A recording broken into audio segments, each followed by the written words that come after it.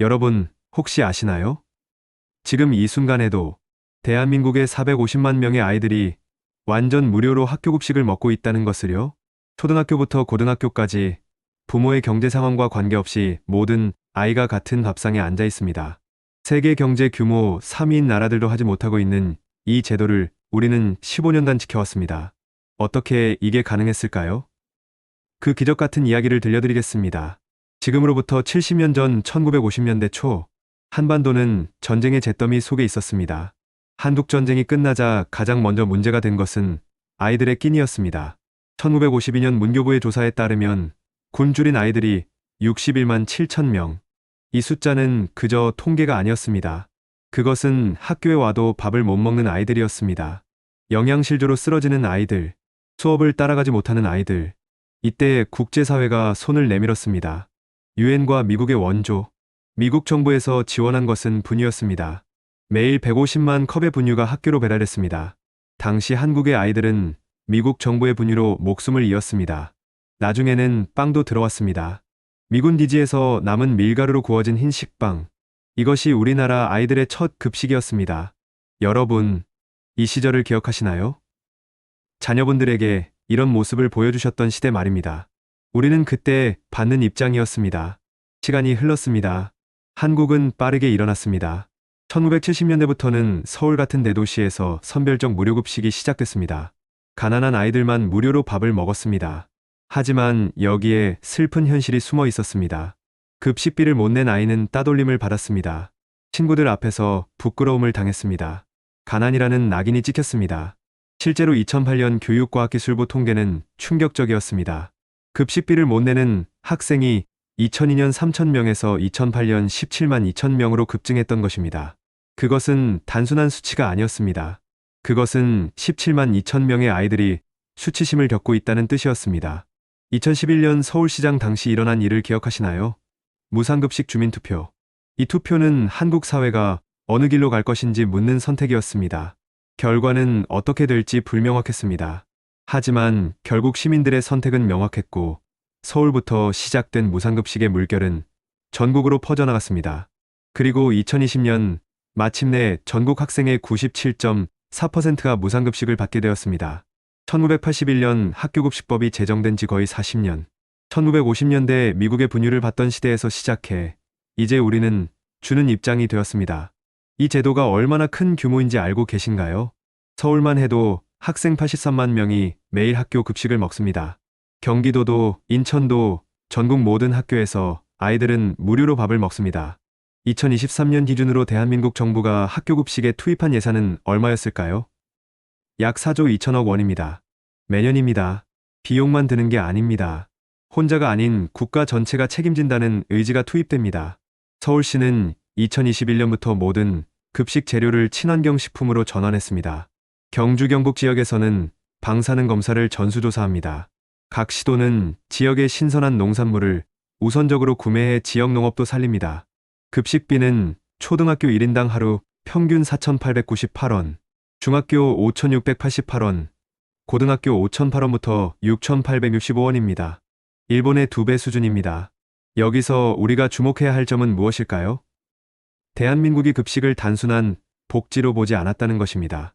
우리는 이것을 투자로 봤습니다. 다음 세대를 만드는 투자. 그리고 그 투자는 지금 현실이 됐습니다.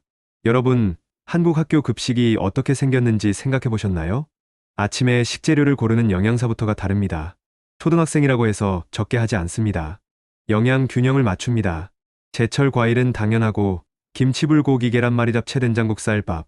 다양하고 맛있고 건강합니다. 가장 중요한 것은 이것입니다. 모든 아이가 같은 밥상입니다. 부자 아이도, 가난한 아이도, 일반인 가정의 아이도. 아침에 일어날 때 오늘 점심은 뭘까 걱정하지 않아도 됩니다. 그 걱정의 무게가 아이들에게서 떨어져 나갈 때 아이들은 비로소 수업에 집중할 수 있습니다. 국가가 아이의 밥을 책임진다는 것은 무엇을 의미할까요? 단순히 밥 한 끼가 아닙니다. 그것은 모든 아이가 같은 출발선에서 시작한다는 뜻입니다. 자, 이제 다시 한번 우리가 어디서 시작했는지 생각해 봅시다. 1952년 분유 한 잔으로 목숨을 이었던 아이들. 그 아이들의 손주들 이제 고등학생입니다. 2024년 서울의 한 고등학교 식당에서 이들은 무엇을 먹고 있을까요? 영양 가득한 친환경 밥상입니다.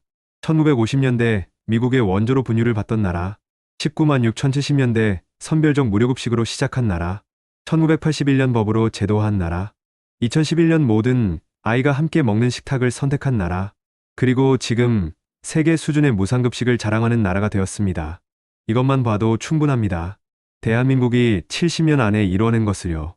한 가지 흥미로운 사실이 있습니다. OECD 31개 회원국 중에서 학교 무상급식을 실시하는 나라가 20개국입니다. 그런데 이 중에서 모든 학생이 무료로 급식을 받는 나라는 매우 드뭅니다. 미국과 영국은 저소득층 아이들만 무료 급식을 합니다. 캐나다나 독일은 아예 무상급식을 하지 않습니다. 일본도 한국처럼 무상급식을 확대하고 싶지만 아직 전국적으로 통일된 제도를 만들지 못했습니다. 그런데 한국은 초등학교부터 고등학교까지 모든 학생이 국가의 책임 아래 무료로 밥을 먹습니다. 이것이 15년 연속으로 이어지고 있습니다. 세계 경제 규모 3위의 나라. 하지만 그 크기 때문이 아니라 다음 세대를 바라보는 철학 때문에 우리는 이것을 해낸 것입니다. 나라가 아이들의 밥을 책임진다는 것은 단순히 복지 정책이 아닙니다. 첫째, 출산율입니다. 한 명의 아이를 키우는 데 드는 비용이 줄어든다면 가정은 더 많은 아이를 낳을 용기를 얻을 수 있습니다. 둘째, 교육 격차입니다. 배고픔은 집중력을 빼앗습니다. 모든 아이가 같은 조건으로 수업을 받을 때 진정한 교육 평등이 시작됩니다. 셋째, 건강 격차입니다. 영양 많은 급식은 아이들의 신체와 뇌 발달을 책임집니다. 한국 정부가 매년 6조 원을 투자하는 것은 회계 예산이 아닙니다. 그것은 미래에 대한 약속입니다. 50년 뒤 한국의 국력은 지금 아이들의 건강에서 시작된다는 약속 말입니다. 그리고 그 약속이 이루어지고 있습니다. 여러분, 정말 꼭 들어주고 싶은 말이 있습니다. 전쟁 직후 분유 한 잔으로 목숨을 이었던 아이들이 어른이 되어서 이 나라를 만들었습니다. 빵 한 조각과 우유 한 팩으로 버텼던 그 아이들이 이제 자신의 손주들에게 완전 무료의 건강한 밥상을 차려준 것입니다. 1950년대 미국이 주던 분유, 1970년대 우리가 겨우 마련한 유료 급식, 1981년 법으로 제도화한 급식, 그리고 2024년의 이 순간, 여기에는 국가의 다짐이 있습니다. 여기에는 부모의 희생이 있습니다. 여기에는 교사와 영양사, 조리사들의 손길이 있습니다. 그리고 무엇보다 여러분과 우리 세대가 함께 이루어낸 결과입니다. 지금 이 순간에도 450만 명의 아이들은 국가가 마련한 밥상 앞에 앉아 있습니다. 그들은 배고프지 않습니다. 그들은 수업에 집중할 수 있습니다. 그들은 미래를 꿈꿀 수 있습니다. 여러분이 이겨낸 그 시절의 가난이 있었기에 지금의 아이들이 이만큼의 풍요로움을 누리고 있습니다. 우리가 만든 나라가 세계의 기준을 바꿨습니다. 정말로요. 이 사실 자랑스럽지 않으신가요? 한국 교육의 미래, 우리가 함께 만듭니다. 이 영상이 도움이 되셨다면 구독과 좋아요를 눌러주세요. 더 많은 한국 역사 이야기로 돌아오겠습니다. 감사합니다.